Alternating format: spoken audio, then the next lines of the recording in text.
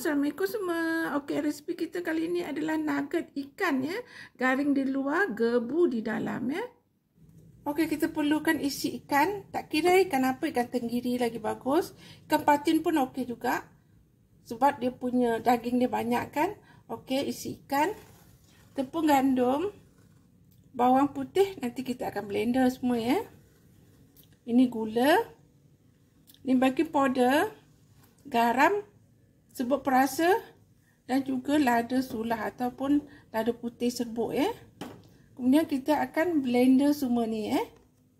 Okey, ni rupa dia kita dah mixer ataupun kita dah blender dia.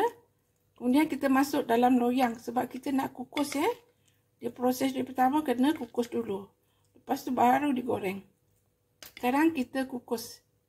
Okey, kita nak kukus, kita letak plastik macam ni, nanti senang nak keluarkan ya. Rata-ratakan. Okey, kita dah ratakan semua. Kemudian kukus lebih kurang 20 minit. Okey, sekarang dah 20 minit, kita tengok ya. Bismillahirrahmanirrahim. Wah, cantik. Nampak gebu kan? Macam kek gebu kembang dengan cantik sekali. Okey, sekarang kita sejukkan dulu. Baru kita potong-potong ya. Kita dah keluar pada loyang, kemudian kita akan potong 4 segi kecil-kecil ya. Macam kita makan nugget tu. Okey, begini kita potong 4 segi. Nampak tak? Kemudian kita akan goreng. Kita gunakan tepung goreng ayam rangup ni ya, senang ya, tak payah campur apa-apa ramuan lagi. Tepung ni kita celupkan dengan kita punya nugget dan kita goreng. Okey, cara dia begini ya, kita ambil ini daging ikan yang kita dah kukus, letak dalam tepung goreng bistari. Gaul-gaul lah. Gaul macam tu. Kemudian kita letak dengan gaul pula dengan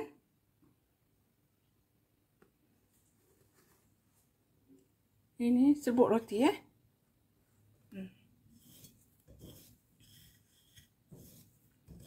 Okey. Dah kena semua. Kemudian susun dulu dalam kita punya dulang ni. Buat sehingga selesai.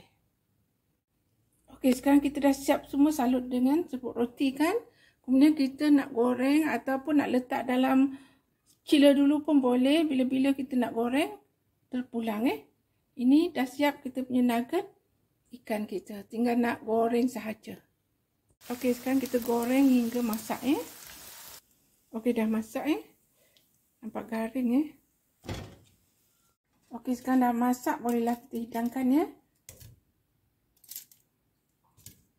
Sedap tau. Nugget ikan ni bila makan panas-panas memang sedap.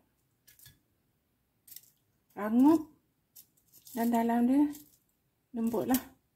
Macam kita makan nugget tu, macam itulah rasa dia.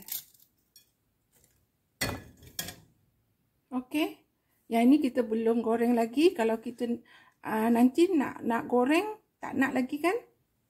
Okey, ni dah masak. Yang ini belum goreng. Kita boleh simpan. Kalau kita nak, kita boleh goreng. Keluarkan daripada chiller, kita boleh goreng. Ataupun letak dalam freezer kat atas. Kalau lama lah nak pakai. Okey, sekarang kita nak tengok dalam dia. Mari kita tengok sup tu dalam dia. Bismillahirrahmanirrahim. Dapat tak? Ikan dia memang nampak sekeping-sekeping sebab kita guna ikan banyak. Bismillahirrahmanirrahim. Cuba rasa. Memang sedap sangat. Terbaik rasanya. Ikan banyak. Rasa garing di luar. Rasa punya tepung goreng bistari tu memang sedap. Lepas tu disalut pula dengan serbuk roti ni. Memang sedap lah. Memang terbaik kita punya resipi. So, terima kasih kerana menonton. Untuk mencuba ya. Jangan lupa like, komen, subscribe dan share.